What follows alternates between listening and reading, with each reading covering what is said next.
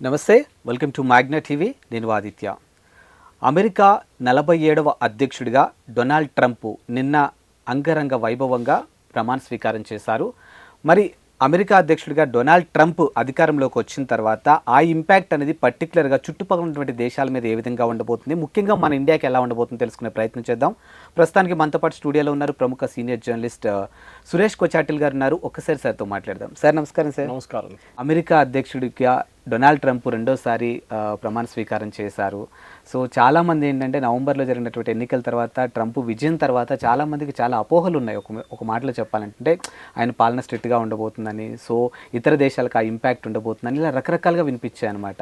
So అసలు ఓవరాల్గా ఈయన పాలన ఏ విధంగా ఉండబోతుంది అని మన ఇండియాకి ఎలా ఉండబోతుంది? అసలు చాలా మార్పులు వస్తుందండి. అది నిన్ననే తెలిసిపోయింది మనకు.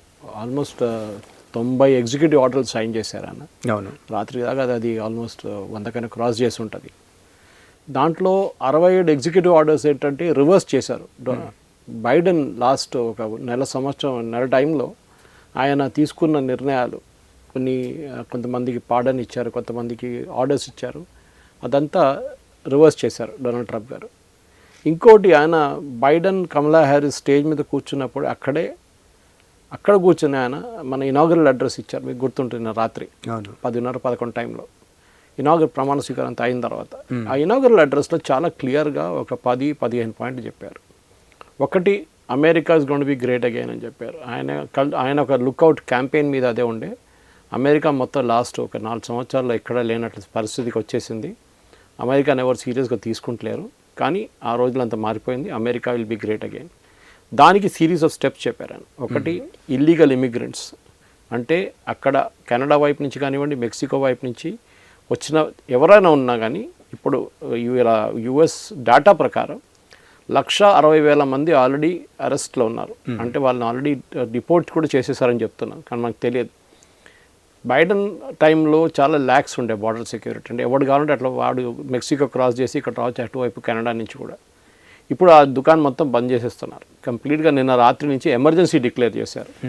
చాలా సీరియస్ ఎమర్జెన్సీ డిక్లేర్ చేయడం అంటే అది సదర్న్ బార్డర్లో ఎమర్జెన్సీ డిక్లేర్ చేశారు, అంటే మెక్సికో వైపు. రెండవది, మెక్సికోలోని డ్రగ్ కార్టల్స్, అంటే మన ఈ డ్రగ్స్ అమ్ముతున్న వాళ్ళు, డ్రగ్స్ తయారు చేస్తున్న వాళ్ళని టెర్రరిస్ట్ గ్రూప్స్గా గుర్తించారు. ఫస్ట్ టైం చేస్తున్నారు ఇది. అంటే చాలా స్ట్రిక్ట్గా ఆర్మీని కూడా యూజ్ చేసి వాళ్ళని ఫినిష్ చేయొచ్చు అంటారు వాళ్ళని. ఎందుకంటే యూఎస్లో చాలా మటుకు డ్రగ్స్ అక్కడి నుంచి మెక్సికో నుంచి వస్తుంది. So drug cartels. మూడోది, పనామా కెనాల్ని ఆయన చెప్పారు చాలా క్లియర్గా. పనామా కెనాల్ కట్టింది మేము, ఖర్చు పెట్టిందంత మేము. మా వాళ్ళు ఆల్మోస్ట్ ఒక 80 మంది చనిపోయారు అప్పుడు కడుతున్నప్పుడు కూడా. కానీ అది యుఎస్ గవర్నమెంట్ ఒక 30 సంవత్సరాల ముందు యుఎస్ గవర్నమెంట్ తిరిగి పనామాకి ఇచ్చారు. దానికి కొంత నిబంధనలు పెట్టారు దాంట్లో. ఆ నిబంధనలు అంతా పనామా ఉల్లంఘించిందనమాట. చైనాని రానిచ్చారు అక్కడ. అది కాకుండా యుఎస్ షిప్స్కి డిస్కౌంట్ ఇవ్వే బదులు ఎక్స్ట్రా ఛార్జ్ చేయడం మొదలుపెట్టారు. సో మేము రిటర్న్ తీసుకుంటాం అంటున్నాం. అదంతా ఈజీ కాదు. కానీ ఇంకొక దేశంలో వెళ్ళి పట్టుకొని వాళ్ళ ప్రాపర్టీ గుంజేయడం అనేది. ఇంకోటి, రష్యా యుక్రెయిన్ వార్ గురించి మాట్లాడారు. నేనుంటే ఇది ఎప్పుడు జరిగేది కాదు, ఎనీవే నేను దీని గురించి బంద్ చేయబోతున్నా, అది కూడా అయిపోతుందని చెప్పారు. అట్లా ఒక 10-15 స్టేట్మెంట్లు, మేజర్ స్టేట్మెంట్స్ ఇష్యూ చేశారు ఆయన. చాలా క్లియర్గా చెప్పారు, మ్యానుఫ్యాక్చరింగ్ని రిటర్న్ యూఎస్కి తీసుకొస్తున్నాం. అది కూడా అంత ఈజీ కాదు. ఎందుకంటే యూఎస్ చాలా హై కాస్ట్ ఎకానమీ. అంటే మీరు అక్కడ ఏం తయారు చేసినా కానీ దాని కాస్ట్ చాలా ఎక్కువ ఉంటుంది. చైనాలో తయారు చేసే కార్కి ఒక ఎగ్జాంపుల్ తీసుకుందాం మనం. ఒక అమెరికన్ కాంటెక్స్ట్ తీసుకుంటే, ఇండియన్ కాంటెక్స్ట్ తీసుకుందాం. ఒక 20 లక్షలు అవుతుంది అనుకోండి చైనా నుంచి తయారయ్యే ఈవీ కార్ని. అమెరికాలో మీకు అది కొనాలంటే మీకు 40 లేకుంటే 50 లక్షలు పెట్టాల్సి వస్తుంది. సో అమెరికా ప్రజలు ఏమంటారంటే, మాకు సరే మ్యానుఫ్యాక్చరింగ్ కావాలి కానీ మేము ఇంత ఖర్చు పెట్టాలి మేము, అదంటున్నారు అనమాట. అక్కడున్న మిగతా ఇష్యూస్, ఇన్ఫ్లేషన్ కానివ్వండి, అమెరికాని సీరియస్గా తీసుకుంటలేరు ఎవరు. అంటే టెర్రరిస్ట్ గ్రూప్స్ కానివ్వండి, ఎవరు సీరియస్గా తీసుకుంటలేరు. అమెరికా ఏమో వాళ్ళ బార్డర్ ప్రొటెక్ట్ చేయడానికి అక్కడ డబ్బులు ఖర్చు పెడుతున్నారు, మా బార్డర్ చూసుకుంటలేరు అని చెప్పి ట్రంప్ గారు అంటున్నారు. సో ఇట్లాంటి చాలా మట్టుకు మూవ్స్ ఆయన మొదలుపెట్టారు. డెఫినెట్గా అంత ఈజీగా ఉండదు. ఎందుకంటే కొన్ని ఎగ్జిక్యూటివ్ ఆర్డర్స్ని కోర్టులో ఛాలెంజ్ చేయొచ్చు. అక్కడ లోవర్ కోర్ట్స్ కానివ్వండి, సుప్రీంకోర్టులో ఛాలెంజ్ చేయొచ్చు, యుఎస్ సుప్రీంకోర్టులో. సో దాని తర్వాత చూడాలి ఏమవుతుంది అనేది.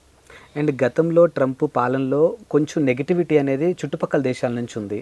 సో ఇప్పుడు వాటిని సరిచేసుకుంటూ ఈసారి అందరినీ కలుపుకొని పోయే ఛాన్సెస్ ఏమైనా ఉందంటారా?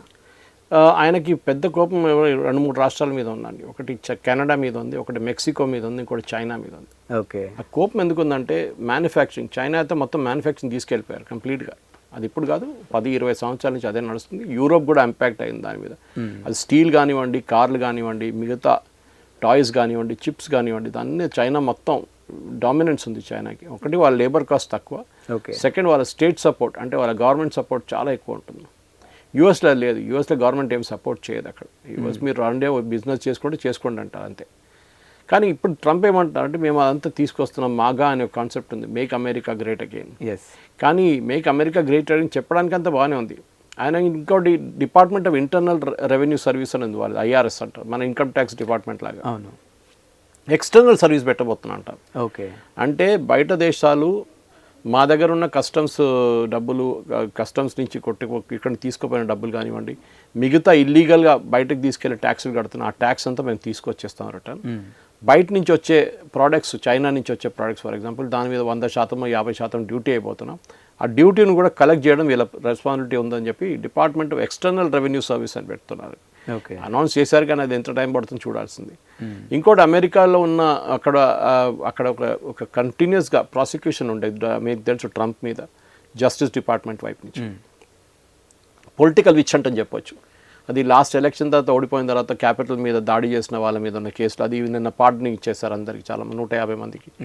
అది కాకుండా ట్రంప్ మీదనే చాలా మటుకు కేసులు వేసి ఆయన జైలు వేయడానికి, ఆయన ఇంపీచ్ చేయడానికి చాలా ట్రై చేశారు.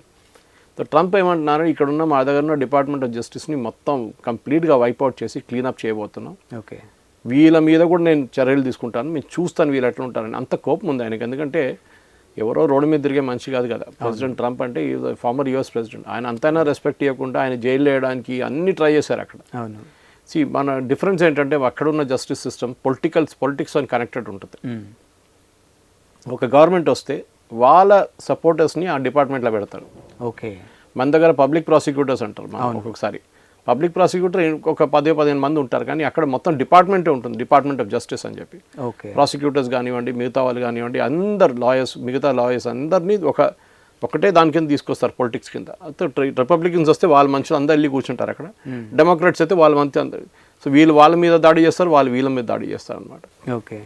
అండ్ లాపరంగా ఇప్పుడు మన ఇండియాలో ఏదైనా జరిగిందంటే వాళ్ళకి శిక్ష పడడానికి చాలా టైం పట్టిద్ది అని అంటారు సార్. ఇప్పుడు మన కోల్కతా ఇన్సిడెంట్ చూసుకుంటే 162 రోజుల తర్వాత దానికి సంబంధించిన తీర్పు, బట్ అక్కడ లాస్ మాత్రం ఇమీడియట్గా రెస్పాండ్ అవుతాయి అని అంటారు. నిజమేనా సార్ అది? నిన్న మనం చూసాం రాత్రి స్వేరింగ్ ఇన్ సెరమనీలో యుఎస్ సుప్రీంకోర్టులో ఉన్న 9 జడ్జిలే, మన దగ్గర 32-36 మంది ఉన్నారు. అవును. కోర్టుల కేసు పెండింగ్ ఉన్నాయి, కోట్లాది కేసు పెండింగ్ ఉన్నాయి మన దగ్గర. అక్కడ ఏంటంటే అక్కడ అపీల్స్ చాలా లిమిటెడ్. మన దగ్గర హిందీలో ఒక సినిమాలో తారీఖ్ పే తారీఖ్ అని చెప్పారు, ఐ థింక్ దియాల్ చెప్పారు, సన్నీ దియాల్, బాబీ దియాల్, సన్నీ దియాల్ చెప్పారంట తారీఖ్ పే తారీఖ్ అని. ఈ తారీఖ్ పే తారీఖ్ ఎందుకు జరుగుతుందంటే అడ్జర్న్మెంట్స్ మీద అడ్జర్న్మెంట్స్ తీసుకుంటారు ఇక్కడ మన లాయర్లు. యూఎస్లో లేదు, రిటర్న్ ఆర్గ్యుమెంట్స్ ఎక్కువ ఉంటుంది అక్కడ. అపీల్స్ చాలా తక్కువ, అపీల్స్ పర్మిట్ చేయరు అసలు. సో కేసులు కూడా చాలా తక్కువ ఉంటుంది, వాళ్ళ పాపులేషన్ కూడా తక్కువ అనుకోండి. అండ్ ఇక్కడ లిటిగేషన్ చాలా ఎక్స్పెన్సివ్. అక్కడ లాయర్ని హైర్ చేయాలంటే చాలా డబ్బులు ఇవ్వాల్సి వస్తుంది. ఓకే. సో అందరూ కొంచెం 2 సార్లు ఆలోచిస్తారు. మన దగ్గర అది కాదు కదా, మన దగ్గర చిన్న ఒక ఇష్యూ వస్తే మా కుక్కని కుక్క వెళ్ళి ఇంకోని గడిచిందంటే అది కేసు అవుతుంది, వాడు వీడి మీదే కేసేస్తాడు, వాడు వీడి మీద కేసేస్తాడు, అది పెద్ద కోర్టుకి వెళ్తుంది లాస్ట్లో. లేదు నా భూమి గుంజుకున్నాడని ఒకడు, నా పార్క్ తీసుకుని వెళ్ళిపోయాడు ఒకడని చెప్పేసి ఇంకో కేసు వేస్తాడు. ఆ కేసుల మీద కేసు ఉంటుంది. కొన్ని కేసులు అయితే 40, 50, 60 సంవత్సరాల నుంచి నడుస్తూనే ఉంటాయి. ఒరిజినల్ లిటిజెంట్ వెళ్ళిపోయారు, పాస్ అవుట్ అయిపోయారు, వాళ్ళు అయిపోయారు, వాళ్ళు లేరు ఇప్పుడు ఈ లోకంలో, అప్పుడు కూడా కేసు నడుస్తూనే ఉంటుంది. ఓకే. యూఎస్లో అది కాదు, number of appeals are limited. దానికోసం 9 మంది సుప్రీంకోర్టు జడ్జెస్ ఉన్నారు వాళ్ళకంతే. వాళ్ళ దగ్గర ఒక కేసు వస్తే వారంలో ఫినిష్ చేసేస్తారు వాళ్ళు అంతే. మన దగ్గర అదే కేసు 9 సంవత్సరాలు 10 సంవత్సరాలు నడుస్తుంది అనమాట. అది డిఫరెన్స్ ఇక్కడ. ఓకే. అండ్ ఇప్పుడు ట్రంప్ అధికారంలోకి వచ్చిన తర్వాత స్టూడెంట్స్ చాలా భయపడ్డారు సార్. అంటే అక్కడ ఉన్న వాళ్ళు ఇండియాకి వస్తే January 20th లోపు మళ్ళీ యూఎస్ వెళ్ళిపోయే పరిస్థితులు మనం చూసాము. అండ్ H1B వీసా వాళ్ళు కూడా చాలా భయపడ్డారు. సో వాళ్ళకి ఎలా ఉండబోతుంది అసలు? ఇప్పుడైతే H1B మీద ఎక్కువ టెన్షన్ పెట్టకలేదు, కానీ లాంగ్ టర్మ్లో ట్రంప్ మీద చాలా ప్రెషర్ ఉంటుంది. ఎందుకంటే ఆయన ఓన్ సపోర్టర్స్ ఏమంటున్నారు, H1B ఎందుకు, H1B ఇస్తే మాకు ఉద్యోగం రావట్లేదు, ఒరిజినల్ అమెరికన్స్కి ఉద్యోగం రావట్లేదు, ఎక్కడి నుంచి వచ్చిన వాళ్ళకి ఉద్యోగం వస్తుంది, మేమెందుకు ఇవ్వాలని చెప్పి. ఇది మన దగ్గర కూడా అంతే సంగతి కదా. బంగ్లాదేశ్ నుంచి ఎవడైనా వస్తే మనం ఏమంటాం, వాడికి ఎందుకు, వాడు తీసి ఇక్కడిని బయట పడేయాలి అని అంటాం. మనం సైఫ్ అలీ ఖాన్ స్టోరీ చూసినాం మనం. బంగ్లాదేశ్కి ఆధార్ కార్డు ఉండే వాడు పేరు మీద హిందూ పేరు పెట్టుకొని వాడు నడుస్తున్నాడు అంతా. అది సో యూఎస్ ఏమంటున్నారు, మాకు వీళ్ళు ఫర్ ఎగ్జాంపుల్ ఒక ఎగ్జాంపుల్ ఇస్తాను, ఒక పర్ అవర్ $30 $20 అనుకుందామండి పర్ అవర్ అమెరికన్ వర్కర్కి ఇవ్వాల్సింది. మన వాళ్ళు వెళ్ళి $5 పని చేస్తారు ఓకే H1B మీద. కొంత లీగల్గా చేస్తారు, కొన్ని ఇల్లీగల్గా చేస్తారు మోస్ట్ ఆఫ్ దమ్. అది చేయకూడదు, వాళ్ళ ఈక్వల్ వేజ్ ఉండాలి వాళ్ళకి, అదే వేజ్ ఇవ్వాలన్నమాట. కానీ ఈ కొన్ని టెక్ కంపెనీస్ కానీ మిగతా వాళ్ళు చేయరు. వాళ్ళు $5 ఇస్తాడు, వీడు పని చేస్తాడు. ఎందుకంటే ఎట్లయినా బతకాలి కదా. నిన్న కూడా చూసాం మనం, ఒక అబ్బాయి చనిపోయాడు అక్కడ షూట్అవుట్లో హైదరాబాద్ నుంచి. ఆయన డెలివరీ బాయ్గా పనిచేస్తున్నాడు. ఆలోచించండి, మాస్టర్స్ చేసిన తర్వాత కంప్యూటర్ ఇంజనీరింగ్లో డెలివరీ బాయ్గా పనిచేస్తున్నారు. ఆ పరిస్థితి ఎక్కడంతా మన పెట్రోల్ స్టేషన్లో పనిచేయడం కానివ్వండి, డెలివరీ బాయ్గా పనిచేయడం, వాళ్ళు ఆ ఉద్యోగంలో ఏం తక్కువ లేదండి. నేను అది చెప్తున్నాను, that is a very honourable job where they are doing it. కానీ వాళ్ళ పాపం తిరిగి రాలేకపోతున్నారు భారతదేశం. ఎందుకంటే ఇక్కడ నుంచి డబ్బులు ఖర్చు పెట్టి, చాలా వాళ్ళ అమ్మ నాన్న ఇక్కడ డబ్బులు ఖర్చు పెట్టి పొలాలు అమ్మి ఇల్లు అమ్మేసి అక్కడ పంపించారు బ్యాంక్ లోన్ తీసుకొని. వాళ్ళు వచ్చి ఏం చేస్తారు ఇక్కడ అని చెప్తున్నారు. ఇక్కడ వచ్చి ఇండియాలో వచ్చే ఉద్యోగంలో ఆ డబ్బులు అయితే వాళ్ళకి రాదు, ఇంత ఖర్చు పెట్టిన డబ్బులు. మాస్టర్స్ వెళ్ళాడు, ఆ మాస్టర్స్ ఖర్చు పెట్టిన డబ్బులు అంతా. సో అక్కడ ఉండాల్సిందే వాళ్ళు. సో ఈ H1Bలో ఉన్న పరిస్థితి ఏంటంటే, ఇప్పుడున్న దాని ప్రకారం నంబర్ ఆఫ్ H1B వీసాస్ తగ్గించవచ్చు నెక్స్ట్. సెకండ్, కొంచెం సీరియస్ కేసెస్ చూస్తారు, వాళ్ళు సేమ్ వేజెస్ ఇవ్వకపోతే ఆ H1B కూడా రివోక్ చేయొచ్చు వాళ్ళు. ఇంకోటి అంటే గ్రీన్ కార్డ్ కూడా చాలా సంవత్సరాల నుంచి చాలా మంది వెయిట్ చేస్తున్నారు. కొంతమంది 20 సంవత్సరాల నుంచి వెయిట్ చేస్తున్నారు గ్రీన్ కార్డ్ కోసం, వాళ్ళకి ఇంకా రాలేదు. అది కూడా బహుశా మార్పులు వస్తాయి దాంట్లో కూడా. అండ్ ఇమిగ్రేషన్ ఎలా ఉండబోతుంది? ఇమిగ్రేషన్ కూడా చాలా స్ట్రిక్ట్ అయిపోతుంది. ఎందుకంటే ఒకటైతే వాళ్ళ బార్డర్, సదర్న్ బార్డర్ వాళ్ళు మొత్తం సీల్ ఆఫ్ చేసేస్తున్నారు. వాళ్ళు బయట నుంచి ఎవరు రానియట్లేదు. ట్రంప్ కొంచెం ఎగ్జాజరేట్ చేస్తాడలేదు, కానీ బయట నుంచి వెనుజువేలా నుంచి మొత్తం వాళ్ళ జైలు అంతా ఖాళీ చేసి మా దగ్గర పంపించేస్తారు. దొంగలు, రేపిస్టులు, మర్డర్లు అందరూ మా కంట్రీకి పంపించారని చెప్పి ట్రంప్ చెప్తారు. మొత్తం నిజం లేదు దాంట్లో, కానీ కొంచెం నిజం ఉంది దాంట్లో. సో బయట నుంచి వచ్చి, ఇప్పుడు యూరోప్ ప్రాబ్లం ఏదే కదా, మొత్తం బయట నుంచి వచ్చిన వాళ్ళు వచ్చి మొత్తం వాళ్ళ కల్చరే మార్చేశారు కంప్లీట్గా. అక్కడ వైలెన్స్ ఎక్కువైంది, రేప్స్ ఎక్కువైంది, మర్డర్లు ఎక్కువైనాయి. ట్రంప్ అదే అంటే మేము వాళ్ళందరినీ పంపించేస్తాం. నిన్నటి నుంచే మొదలైంది యాక్షన్. డెఫినెట్గా ఇక్కడ ఉన్న ఇల్లీగల్ మైగ్రెంట్స్, ఆయన ఫస్ట్ ఏమంటాడు క్రిమినల్స్ అంటున్నాడు.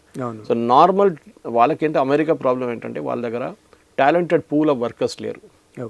దానికోసం మన ఐటీ వాళ్ళకి అక్కడ ఉద్యోగం వస్తుంది. ఎందుకంటే వాళ్ళ దగ్గర అంతమంది ఎంప్లాయీస్ లేరు, పాపులేషన్ లేదు. అంత హార్డ్ వర్క్ కూడా చేయరు అని అంటారు వాళ్ళు. హార్డ్ వర్క్ అనేది ఒక డెఫినేషన్ అండి. హార్డ్ వర్క్ అంటే నేను ఎప్పుడు చెప్తాను, జీవితంలో హార్డ్ వర్క్ కాదు ఇంపార్టెంట్.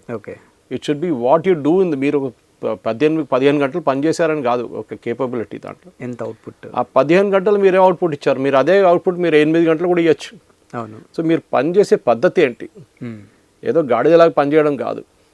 సో పనిచేసేట్టు మీరు 8 అవర్స్లో కానీ మీ అవుట్పుట్ ఏంటని చూడాలన్నమాట. సో హార్డ్ వర్క్ ఎవరైనా హార్డ్ వర్క్ చేస్తారు, చేయరని చెప్పట్లేదు. ఎస్పెషల్లీ ఎంట్రీ స్టేజ్లో చాలామంది హార్డ్ వర్క్ చేయాల్సి ఉంది.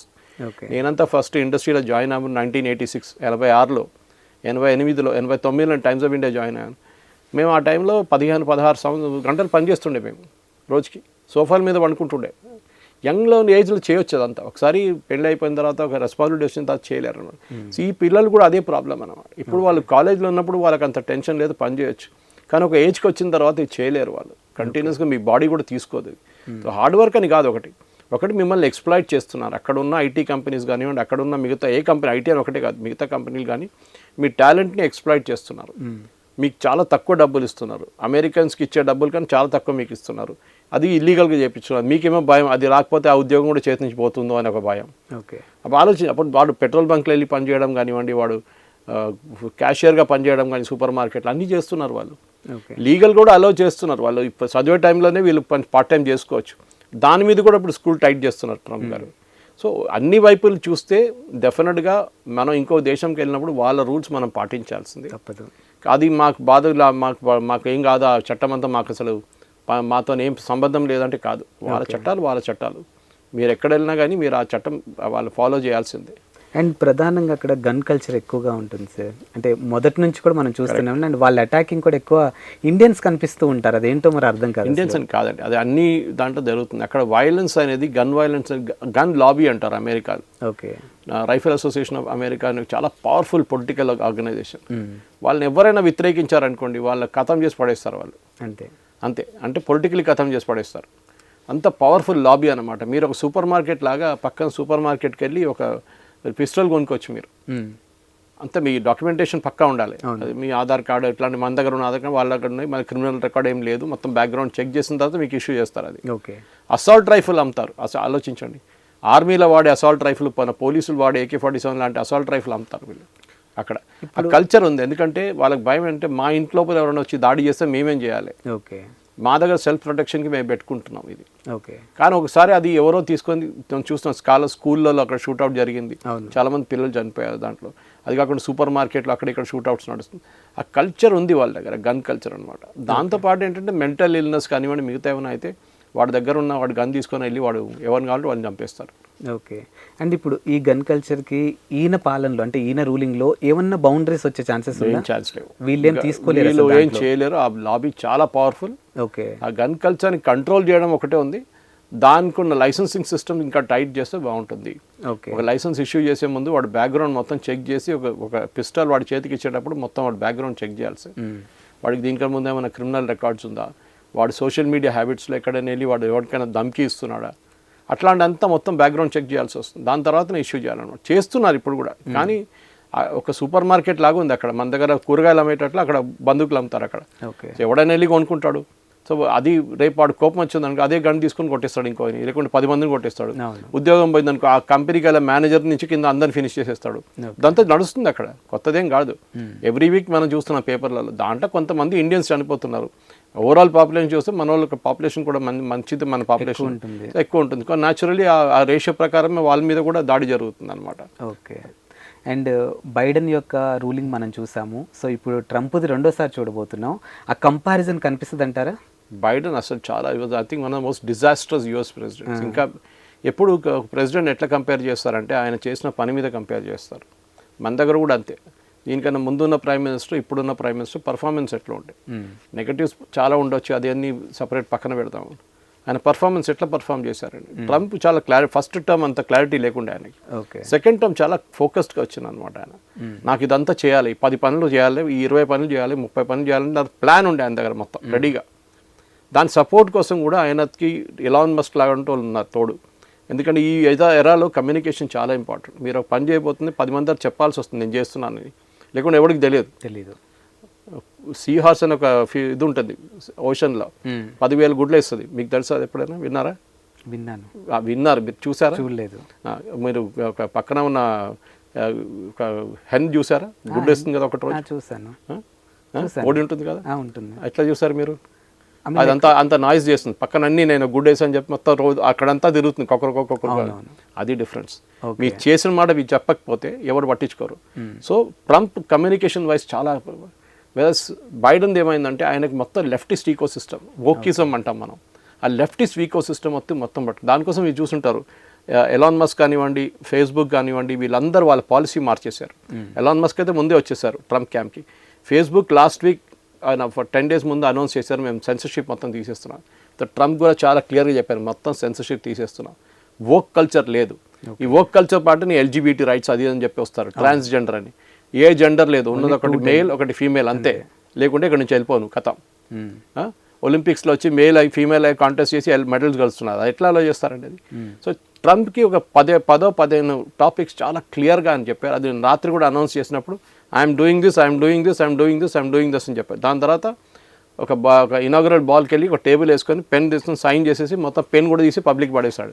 పెన్ తీసుకోండి, ఎంజాయ్ చేసుకోండి అని చెప్పి అయిపోయింది ఆర్డర్లు. దాంట్లో కొంత లీగల్ ఛాలెంజెస్ ఉండొచ్చు, కానీ ఒక 100 దాంట్లో ఒక 10 ఛాలెంజ్కి వెళ్ళొచ్చు, మిగతా 90 అక్కడే ఉండిపోతుంది అన్నమాట. కానీ ట్రంప్కి చాలా క్లియర్ ఏముంది. బైడెన్కి అది లేకుండే. బైడెన్ చాలా వీక్ ప్రెసిడెంట్ ఉండే. ఇన్ఫ్యాక్ట్ ఆయన దిగినప్పుడు కూడా when you stepping down yesterday ఆయన లోవెస్ట్ రేటింగ్ యూఎస్లో ఇప్పుడు దాకా ఉన్న ఏ ప్రెసిడెంట్కి ఇంత రేటింగ్ లేదు. 36 ఉండే నిన్న రేటింగ్ ఆయన 36% అంతే. సో ఇప్పుడు అందరు అంటారు మోదీ గారికి 35-40% మంది ఓటేశారు అంటారు. కరెక్టే అది. మీరు ఒక 100%లో 40 మంది వేస్తే వాళ్ళు గెలుస్తారు ఎలక్షన్, అంతే కదా. మిగతా వాళ్ళకి 60 రాదు కదా, అది స్ప్లిట్ అయిపోతుంది. అది కూడా అక్కడ కూడా అంతే. సో ట్రంప్కి ఓటు వచ్చింది, మెజారిటీ వచ్చింది, కానీ ఆయనకు మొత్తం రాలేదు అంటే రాలేదు, మొత్తం రాదు ఎప్పుడు. ఈయన కూడా కొంచెం వస్తుంది. సో డెమోక్రాట్స్ మొత్తం బ్లోఅప్ అయిపోయారు. Democratic party it self is finished. మన దగ్గర ఎట్లా కాంగ్రెస్ ఇక్కడ ఎట్లా ఉందో అదే పరిస్థితి డెమోక్రాట్స్ పార్టీ అక్కడ. వాళ్ళు లెఫ్టిస్ట్ ఈకో సిస్టంలో పడి ఈ లెఫ్టిస్ట్ వాళ్ళ దాంట్లో స్ట్రాటజీలో వచ్చి గాజా కానివ్వండి, ప్యాలెస్టైన్ కానివ్వండి, ఇట్లాంటి లేనిపోయిన పనుల మీద తీసుకొని మొత్తం వాళ్ళు మెసప్ చేసుకున్నారు. దాన్ని కరెక్ట్ చేయడానికి ట్రంప్కి చాలా మంచి ఒక ఆపర్చునిటీ వచ్చింది. ఆయన వాడుకుంటున్నాడు ఫుల్గా. ఎందుకంటే యూఎస్లో ఒక రూల్ ఉందండి, 2 సార్లే ప్రెసిడెంట్గా ఎలక్ట్ ఉండొచ్చు, చేయొచ్చు. 4+4 8 years అంతే. అంతే. దాని తర్వాత you cannot become a president again. So ఇది ట్రంప్ ది లాస్ట్ టైం అయిపోయింది. మనలాంటి 3 సార్లు 4 సార్లు ప్రధానమంత్రి కావడం అక్కడ పాసిబుల్ లేదు. అక్కడ 2 సార్లు అంతే, ఫినిష్. దాని తర్వాత కొత్త ఎవరైనా రావచ్చు, అది కొత్త ఎవరైనా వచ్చి కాంటెస్ట్ చేయొచ్చు అనమాట. సో ట్రంప్కి ఒక చాలా పెద్ద గోల్డెన్ ఆపర్చునిటీ. ఆయన చాలా మంచిగా వాడుకుంటున్నాడు. కమ్యూనికేషన్లో కూడా ఆయన చాలా ఇంప్రూవ్ అయ్యిండు అండ్ చాలా క్లియర్. కొంచెం ఎక్సెంట్రిక్ క్యారెక్టర్, కానీ ఈసారి అంత ఎక్సెంట్రిసిటీ చూపించట్లేదు. ఓకే. అండ్ గతంలో చూసుకుంటే యుఎస్కి చుట్టుపక్కల ఉన్నటువంటి దేశాలు కూడా అక్రమ వలసదారులు వెళ్ళటం, ముఖ్యంగా ఏంటంటే ప్రెగ్నెంట్గా ఉన్నటువంటి లేడీస్ అక్కడికి వెళ్ళి డెలివరీ చేయించుకుంటారు, ఎందుకంటే యుఎస్ సిటిజన్షిప్ కోసం. సో ఇప్పుడేమో దాన్ని కొంచెం చెక్ పెట్టినట్టు అనిపిస్తుంది. అంతే, వస్తుంది. ఏదైనా మీరు మిస్యూజ్ చేస్తే డెఫినెట్ ఎవడైనా దాన్ని మొత్తం రివోక్ చేసి పడేశారంటే. ఓకే. ఇక్కడ నుంచి ఉన్న అమ్మాయిలు అక్కడ వెళ్ళి డెలివరీ చేయడం ఎందుకండి, నాకు అర్థం కాదు. వాళ్ళ హస్బెండ్ అక్కడ ఉన్నారని చెప్పేసి వెళ్ళి అక్కడ డెలివరీ చేసి మా కొడుకుకి, మా కూతురు, మా పాపకి సిటిజన్షిప్ ఇవ్వండి ఎందుకు ఇస్తారు వాళ్ళు? వాళ్ళు అంటున్నారు మా ఒరిజినల్ కంట్రీ మాది, మీరు బయట నుంచి వచ్చారు. అవును, ఓకే, మీరు వచ్చారు, మీ వాల్యూ తీసుకొచ్చారు, మీరు కొంచెం స్కిల్డ్ ఉన్నారు. అందరు సుందర్ పిచాయ్ కానివ్వండి, మిగతా దాంట్లో కారు కదా అందరు. సో దానికి కూడా ఒక లిమిట్ ఉంటుంది. ఓకే, ఎవరైనా కానీ ఒక 10 మంది ఉంటే దాంట్లో 1 మందే పైకి అంత లెవెల్కి వెళ్తాడు అన్నమాట. మిగతా 9 మంది ఆర్డినరీ వర్క్ చేస్తుంటారు వాళ్ళు. కానీ అమెరికన్స్ ఏమంటున్నారంటే మీరు వచ్చి మా ఉద్యోగాలు తీసుకుంటున్నారు, మేము ఎందుకు మిమ్మల్తో పట్టించుకోవాలి, మీరు వెళ్ళండి ఇక్కడ నుంచి, మాకు అక్కర్లేదు, మా ఉద్యోగం మాకు కావాలంటున్నారు. వాళ్ళ వైపు నుంచి చూస్తే వాళ్ళ లాజిక్ చాలా క్లియర్. చెప్పేది ఏం తప్పలేదు, మనం కూడా అంతే అంటాం. అదే, సో డెఫినెట్గా మీరు అంటారు లేదు నేను యూఎస్కి వెళ్ళి, ఇది ఈ కల్చర్ ఒకటి తెలుగు స్పీకింగ్ స్టేట్స్లో ఉంది. మీకు ఇది కేరళలో ఎక్కువ కనిపించదు, కానీ కేరళ నుంచి నర్సెస్ వెళ్తారు చాలామంది, వాళ్ళకి డిమాండ్ ఉంది అక్కడ. కానీ మీరు మధ్యప్రదేశ్ కానీ ఉత్తరప్రదేశ్ కానీ మీరు ఛత్తీస్గఢ్కి వెళ్తే ఇది కనిపించదు మనకి, యూఎస్కి వెళ్ళాలి అని చెప్పేసి. వేరే పంజాబ్లో చూడండి, కెనడాకి వెళ్ళాలని చాలా పెద్ద డిమాండ్ ఉంటుంది అక్కడ. Canada, UK. ఎందుకైనా స్పెసిఫిక్ రీజన్ ఉంది? అయితే కెనడాలో చాలా పెద్ద రీజన్ కెనడా. అక్కడ అసలు పండించడానికి ఎవరు లేరు వాళ్ళ దగ్గర. ఆస్ట్రేలియా లాగానే రోడ్డు మీద ఒక మంచి గంట తర్వాత కనిపిస్తారు మీకు, రోడ్డు మీద పెద్ద హైవే మీద వెళ్తుంటే ఒక బండి కనిపిస్తుంది అంతే, ఆ పరిస్థితికి అన్నమాట. సో అక్కడ మనుషులు లేదు, పాపులేషన్ కావాలి వాళ్ళకి. కెనడాది ఇంకో ప్రాబ్లం ఏంటంటే వాళ్ళ ఉండే సిటీస్ చాలా తక్కువ, టెంపరేచర్స్ చాలా ఎక్స్ట్రీమ్లీ లో అయిపోతే ఒక 10-15 సిటీస్లోనే మీరు ఉండొచ్చు, మిగతా ప్లేస్లో ఉండలేరు మీరు. ఓకే, అక్కడ ఏం చేయలేరు మీరు. సో పంజాబ్ నుంచి వచ్చి చాలామంది 60s నుంచే స్టార్ట్ చేసి వాళ్ళు చాలా మంచి పని చేశారు. వాళ్ళు అక్కడ మిగతా అగ్రికల్చర్ పైకి తీసుకొచ్చింది వాళ్ళే. యూకేకి ఏమని ఇంకోటి వాళ్ళంటే యూకేలో పొలిటికల్ అసైలం తీసుకుంటారు, ఇక్కడ పంజాబ్లో ఇక్కడ ఏం లేదు, అక్కడ వెళ్ళి కూడా బిజినెస్ చేసుకుంటారు, ఏమైనా చేసుకుంటారు. గుజరాతీ వాళ్ళు కూడా అంతే. సో మీరు చూస్తారు 2-3 కమ్యూనిటీస్ ఉంటాయి ఎప్పుడు ఈ యూఎస్కి వెళ్ళేది. ఒకటి పంజాబీస్ కానివ్వండి, ఒకటి గుజరాతీస్ కానీ, థర్డ్ తెలుగు స్పీకింగ్. ఈ 3 కమ్యూనిటీస్ ఎక్కువ కనిపిస్తారు మీకు. సో దాంట్లో ప్రాబ్లం ఎక్కడ వస్తుందంటే మనోళ్ళు కూడా H1B మిస్యూజ్ చేసి H1B మీద వెళ్ళి అక్కడ ఉండి దాని తర్వాత గాయబైపోయిన తర్వాత అక్కడ ఏదో పనులు చేసుకుంటే అక్కడెక్కడ తిరుగుతాడు, పోలీసు వాళ్ళు పట్టుకోకుండా. ఒకరోజు పట్టుబడతాడు, మళ్ళీ వాళ్ళు తీసి బయట ప్లేన్లో వేసి పంపించేస్తారు రిటర్న్ మనం. అంతే సంగతి. అండ్ పర్టికులర్గా మన ప్రధానికి అక్కడ ఇప్పుడు కొత్తగా ఎంపికైనటువంటి అధ్యక్షుడికి మంచి ర్యాప్ ఉంది, వాళ్ళ స్నేహ సాన్నిధ్యం కూడా మనం చూస్తూనే ఉన్నాం. ఈయన కూడా నిన్న పోస్ట్ చేసి విష్ చేశారు ఆయనకి. సో మరి వాళ్ళకి ఆ స్నేహ బంధం అనేది మన ఇండియాకి ఎంతవరకు ప్లస్ అవుతుంది? అమెరికా వాళ్ళకి ఏం కావాలో వాళ్ళు చూసుకుంటారు. ఆయన అన్నారు నిన్న కూడా, ట్రంప్ గారు చాలా క్లియర్గా అన్నారు, I want to take care of my country. దాంట్లో ఏం తప్పలేదు. ఫస్ట్ నా ఇల్లు నేను బాగా చేసుకోవాలి. అంతే, మీరు మొత్తం లోకాన్ని ఇంప్రూవ్ చేయడానికి వెళ్తే కాదు, మీ ఇంటి సంగతి ఏంటో చూసుకోండి ముందు. ఓకే, మీ ఇంట్లో ఉన్న వాళ్ళకి తిండి ఉందా లేదా, మీ ఇంట్లో ఉన్న వాళ్ళకి ఉద్యోగం ఉందా లేదా, మీ ఇంటి వాళ్ళ దగ్గర డబ్బులు ఉందా లేదా, మీకు ఇల్లు ఉందా లేదా, అది ఫస్ట్. ఇది చూసుకున్న తర్వాత లోకం అంతా ఇంప్రూవ్ చేయడానికి వెళ్తాం మనం. ఓకే, సో ట్రంప్ గారు అదే అంటారు, నేను ఫస్ట్ నా కంట్రీ చూసుకుంటాను, మా ప్రజలను చూసుకుంటాను, వాళ్ళ వెల్బీయింగ్ చూసుకుంటాను, వాళ్ళ ఎకానమీ చూసుకుంటాను, దాని తర్వాత మిగతాది. సో మనం కూడా అంతే. సో మన మార్కెట్, మనకి ఇండియాది అన్నిటికంటే పెద్ద అడ్వాంటేజ్ మన మార్కెట్ సైజ్ చాలా పెద్ద. మన 140 కోట్ల మంది ఉన్నాం మనం. సో ఒక మొబైల్ ఫోన్ అమ్మాలంట, కానీ ఇంకా టెలివిజన్ సెట్ అమ్మాలన్నా, ఇంకా కార్లు అమ్మాలంటే మన దగ్గరికే రావాలి. ఇంత పాపులేషన్ ఉన్న 2 కంట్రీస్ ఉన్నాయి, ఒకటి చైనా, ఒకటి మనం. చైనాలో వాళ్ళ మ్యానుఫ్యాక్చరింగ్ ఓన్ చాలా స్ట్రాంగ్ ఉంది. సో ఇండియాలోనే ఈ ఆపర్చునిటీ ఉంది. అది జాపనీస్ కంపెనీస్ ఉండొచ్చు, కొరియన్ కంపెనీస్ ఉండొచ్చు, యూఎస్ కంపెనీస్ ఉండొచ్చు, బ్రిటిష్ కంపెనీస్, ఎవరైనా కానీ మనం మార్కెట్ సైజ్ చూస్తున్నారు. ఇంత పెద్ద మార్కెట్. మనం అక్కడ జాయింట్ వెంచర్ పెట్టుకుంటే మనం ఇంత ఫోన్లు అమ్మొచ్చు, ఇన్ని టీవీలు అమ్మొచ్చు, ఇన్ని స్కూటర్లు అమ్మొచ్చు, ఇన్ని కార్లు అమ్మొచ్చు. వాళ్ళు అదే చూస్తున్నారు అన్నమాట, అంతే. సో దానికోసం మార్కెట్ చూసి రెస్పెక్ట్ ఇస్తారు మీకు. ఓకే, మనం కూడా రెస్పెక్ట్ మెయింటైన్ చేసుకోవాలి చాలా క్లియర్గా. అడుక్కొని తినడం కాదు పాకిస్తాన్ లాగా. సో ఆ రెస్పెక్ట్ మెయింటైన్ చేసుకుంటే మోదీ గారికి ట్రంప్ వాళ్ళిద్దరు రైట్ వింగ్, దట్ అన్నిటికంటే పెద్ద అడ్వాంటేజ్ అనమాట. వీళ్ళిద్దరు రైట్ వింగ్గా ఉన్నప్పుడు ఏమంటే వాళ్ళ వ్యూస్ కూడా అట్లనే ఉంటుంది. సో డెఫినెట్ ఇప్పుడు వోక్ కల్చర్ అని చెప్పండి ఎందుకంటే ముందు, ఆ వోక్ కల్చర్ని మొత్తం ఇక్కడ కూడా మనకు ఆ ప్రాబ్లం ఉంది. ఏమనంటే ఎవడన్నా ఫ్యాక్ట్ చెక్ అంటాడు, సోషల్ మీడియాలో ఉన్న పోస్టులు తీసేస్తారు. నన్నే 5-6 సార్లు ఫేస్బుక్ నుంచి నా పోస్టులు తీసేస్తారు. మొన్న కూడా తీశారు 4 రోజుల క్రితం. సెన్సర్షిప్ అయిపోయిందని చెప్పి కూడా తీసేస్తున్నారు. సో అంటే అది ఇంకా మారలేదు ఆ కల్చర్ అది. సో డెఫినెట్గా ట్రంప్ గారు చేసిన ఆ ఒక పాలిటిక్స్ మనం చూస్తే మోదీ గారి పాలిటిక్స్కి మ్యాచ్ అవుతుంది. దానికోసం వాళ్ళ బాడీ లాంగ్వేజ్ కూడా మ్యాచ్ అవుతుంది. ఇద్దరు కమ్యూనిస్ట్ అసలు పట్టించుకోరు, ఇద్దరికి వోక్ కల్చర్ అసలు పడదు, ఇద్దరు aggressive leaders, totally right wing గురించి మాట్లాడతారు. వాళ్ళకి పర్సనల్ కరప్షన్ అనేది లేదు. ట్రంప్కి కొంచెం మారల్ కరప్షన్ ఉంది కానీ పర్సనల్ కరప్షన్ లేదు. ఇష్యూస్ అన్నీ ఉంటుంది, అది మ్యాచ్ అవుతుంది. సో డెఫినెట్గా ఇప్పుడు మోదీ గారు నాట్ జస్ట్ విత్ ట్రంప్, ఇప్పుడు మ్యాక్రాన్తో కానివ్వండి, ఇటాలియన్ ప్రైమ్ మినిస్టర్ కానివ్వండి, మిగతా వాళ్ళతో ఆయన చాలా మంచి రిలేషన్షిప్ మెయింటైన్ చేసుకున్నాడు. ఎందుకంటే ఇప్పుడు ప్రైమ్ మినిస్టర్ అనే పోస్ట్ బయటకు వెళ్ళినప్పుడు పొలిటికల్ కాదు, బిజినెస్ అది. మీరు మాకేమిస్తారు, మేము మీకు ఏమి గలం, అంతే సింపుల్. అంతే. ఒక సేల్స్మెన్, భారతదేశం సేల్స్మెన్, మా దేశంలో ఇంత పెద్ద మార్కెట్ ఉంది, మీకు ఇక్కడ రావాలంటే మీరేమి ఇస్తారు, టెక్నాలజీ ట్రాన్స్ఫర్ చేయండి, మీరు అక్కడ అసెంబ్లీ చేసి మా దగ్గర వచ్చి అమ్మడం కాదు అని చెప్పి. సో చాలా క్లియర్గా ఉంటుంది. సో ట్రంప్కి మోదీకి అది రెండు మ్యాచ్ అవుతుంది, చాలా మంచిది. ఇప్పుడు కాదు, మనం ముందు కూడా చూసాం, మోడీ ర్యాలీ చేశారు, అది ఒక యూఎస్లో చేశారు, హ్యూస్టన్లో ఒకటి వచ్చి అహ్మదాబాద్లో చేశారు. సో ఆ బాడీ లాంగ్వేజ్ చాలా క్లియర్గా ఇద్దరిది ఒక రైమ్ అవుతుంది అనమాట. ఓకే. అండ్ పర్టికులర్గా మన తెలుగు వాళ్ళని ఉద్దేశించి ఇప్పుడు అక్కడ vice president JD Vance, so ఏంటి అసలు అంటే ఓకే ఎలా ఉంటుంది అసలు ఇది? ఇంకా ఉషా చిలుకూరి చాలా ఫేమస్ ఆమె, సో మన లీగలీ చాలా ఫేమస్ ఆమె. అవును, లీగలీ చాలా సీనియర్గా ఆమె పనిచేసి చాలా పేరు తెచ్చుకుంది ఆమె. మన విశాఖపట్నం వైపు నుంచి ఆమె, వాళ్ళ ఫ్యామిలీ ఒరిజినల్గా. సో డెఫినెట్గా నెక్స్ట్ ఎలక్షన్లో ట్రంప్ గారు కాంటెస్ట్ చేయలేరు. సో ట్రంప్ ప్లేస్లో who will be the next president from Democrat side 3 సంవత్సరాలు ఇక్కడ డిసైడ్ చేయాల్సింది, 3-3.5 సంవత్సరాల లోపల. ఎందుకంటే వాళ్ళ ఎలక్షన్ క్యాంపెయిన్ సంవత్సరం ముందే మొదలవుతుంది. మనలాగా అనౌన్స్ చేయడం ఒక 2 నెలల ముందు, 3 నెలల ముందు, 1 సంవత్సరం ముందే మొదలైపోతుంది. జనవరి 20th కన్నా 2 నెలల ముందు, 3 నెలల ముందు రిజల్ట్ కూడా డిక్లేర్ అయిపోతుంది, మనం చూసాం ఇప్పుడు. సో ఇంకో సంవత్సరం లోపల they have to decide who will be the next presidential candidate. Usually vice president candidates presidential candidate అవుతారు. జేడీ వ్యాన్స్ ఇస్ ఓన్లీ 44 సంవత్సరాలు, యంగెస్ట్.